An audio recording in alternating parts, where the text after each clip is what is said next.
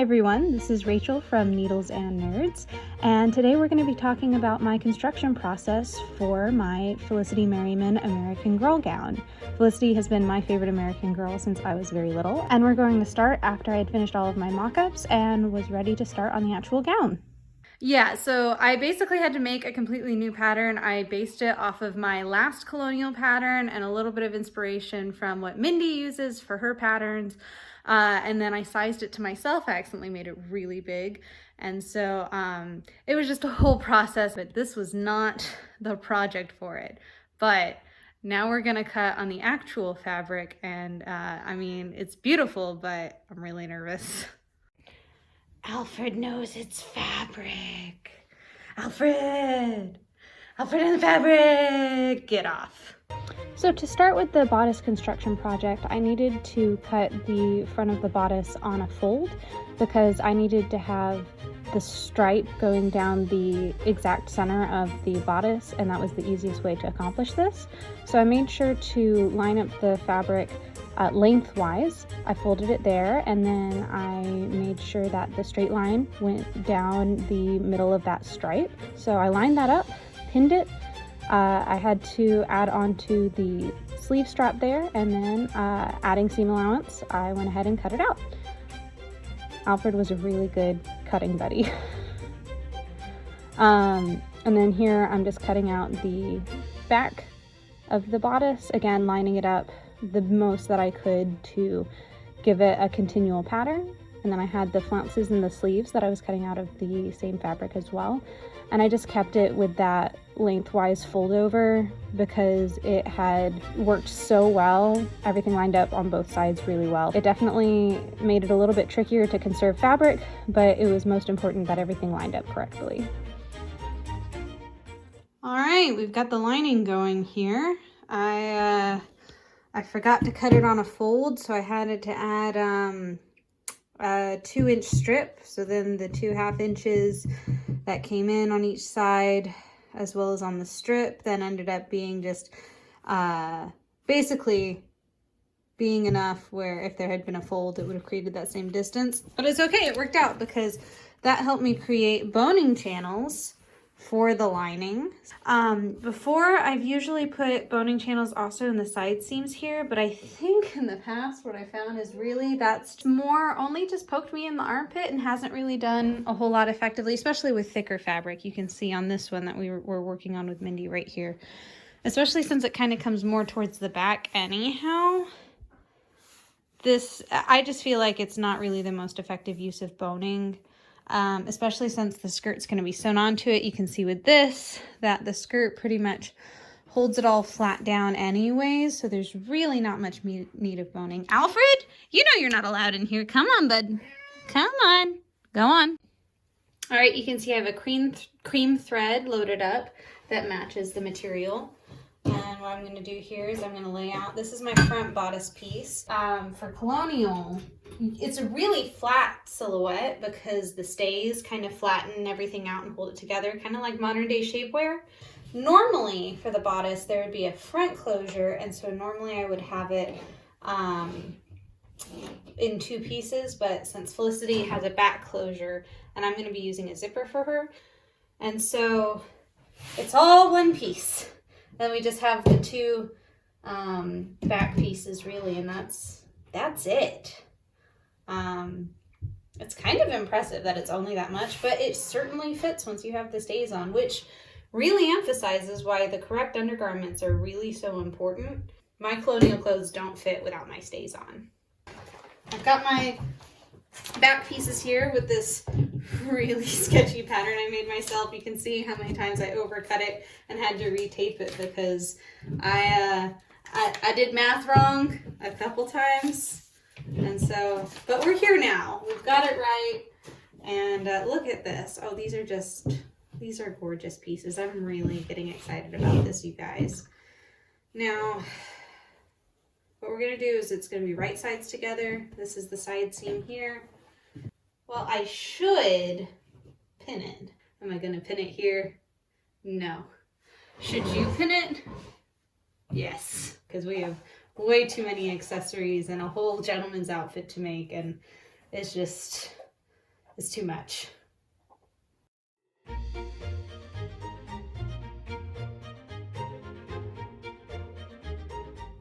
And would you look at that? It lined up on both sides really well.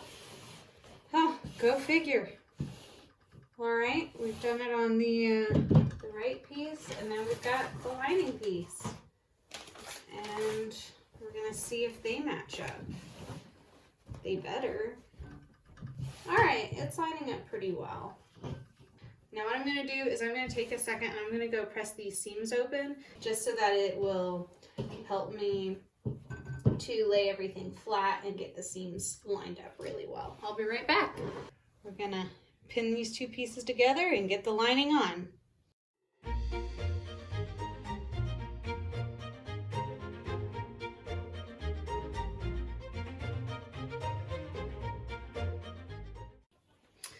Do I have no clue how this is like a solid 1/2 inch larger than this piece here, while it lines up pretty much everywhere else. And then over here, it also pretty much lines up pretty fine. Yeah, I have no clue. It's probably not a big deal. Probably gonna start sewing on this side, which is not ideal because if I sew on this side, that means I'm gonna have to pull the pins out from the other direction. It's a little bit harder to do. But am I gonna repin this whole thing to see if it'll line up? Of course not.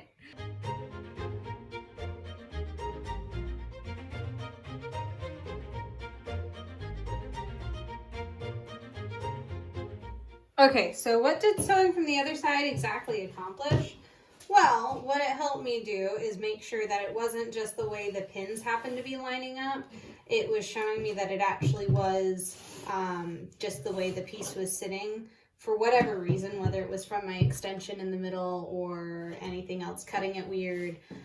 It did seem to take off a little bit of the overlap, which is good. But it just helped kind of let everything line up properly. So now I'm going to do these side seams here. Normally I would have done them all together, but since that piece was lining up weird, I wanted to take care of that first. So we're going to go ahead and do that now.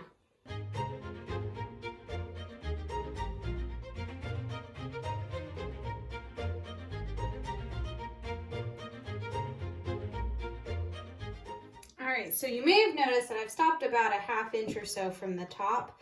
And that's because once I turn it inside out and everything, I'm going to have to fold everything down to finish off that top seam. And so I wanted to go ahead and just leave it that space to do so. Now what we're going to do is we're going to cut our corners and clip our curves, and then we'll turn it right side out.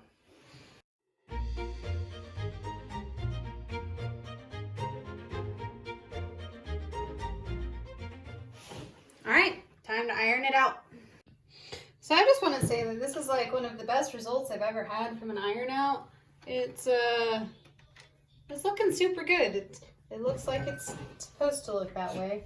And for the amount of not work I put into it, it really shouldn't look this good, but it does. So that means we can move on to the next step, attaching the sleeves. And then from there, it'll be the neckline. Ta-da!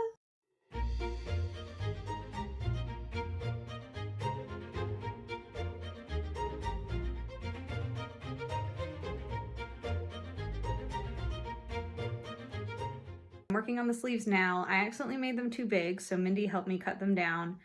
And so now they're the correct size. So I'll be doing that, adding the lining and the flounces. And then hopefully, she's looking pretty good right now. We'll be getting her, and then we'll fit her, and hopefully she fits. And then I can move on to the skirt.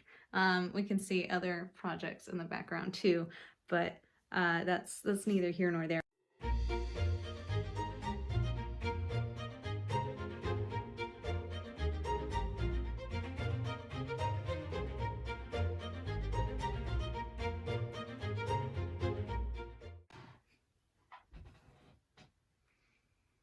That moment you realize you haven't washed your lining fabric when you've washed all your other fabric, because this is the only time you've ever washed your fabric, so of course you forgot, and now you have to put everything on hold and go wash your fabric.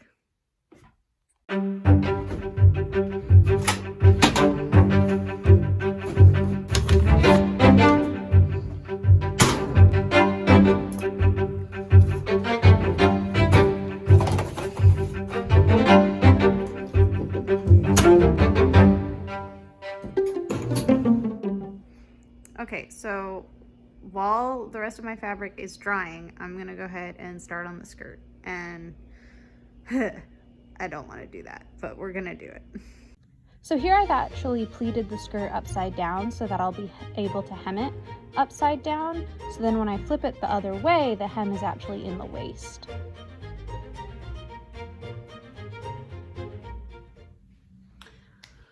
Okay, so I know last time I was talking, I had to do the sleeves and I didn't film the sleeves. Look, Christmas happened. I was like doing a mobile workshop. It was crazy. And then I had a problem with the sleeves and they were too small and I tried to fix it. I put gores in the sleeves so then it at least gave me a little bit more room down at the armpit. But it was still being a problem. So when we went to Williamsburg, I decided to consult the tailors there and they told me what the problem was, because there was a problem, because I wasn't sure if there was a problem or not. There was.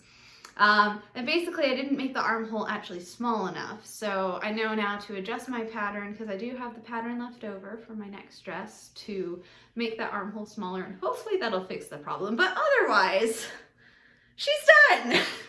I also made the ruffles, just kind of hemmed over white cotton and stuff, added all of that. I know we've been really bad about filming so far, but we're gonna get better. This was a better attempt. And that's Felicity.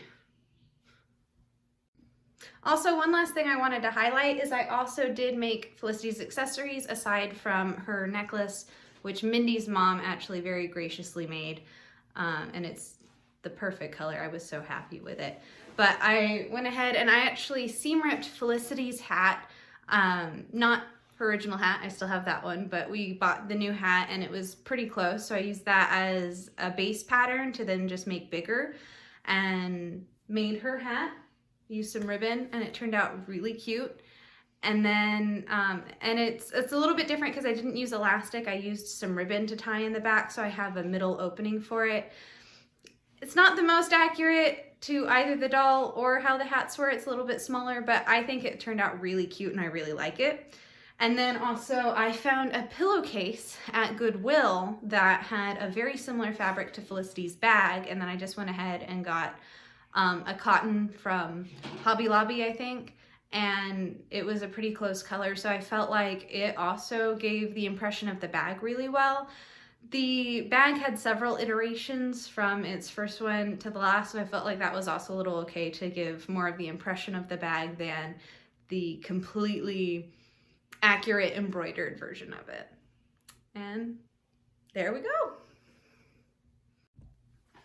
One other thing I wanted to mention is I gave Felicity a zipper closure because I felt like that was the closest to the Velcro closure she had. I know it's not historically accurate either, but I felt like it was more important to go with the doll impression than the historically accurate impression with this, and the zipper was just really easy to get in and out, and it was able to let the skirt and the top line up really well, and I didn't want to use Velcro the whole way down, and any other closure method. Lacing didn't seem right, and hooks and eyes would have been way too difficult to deal with, so the zipper was the best option. I'm really happy with it. I think I hit it very well. It's a hidden zipper and I was very close to the edge, so it mostly just looks like an additional seam.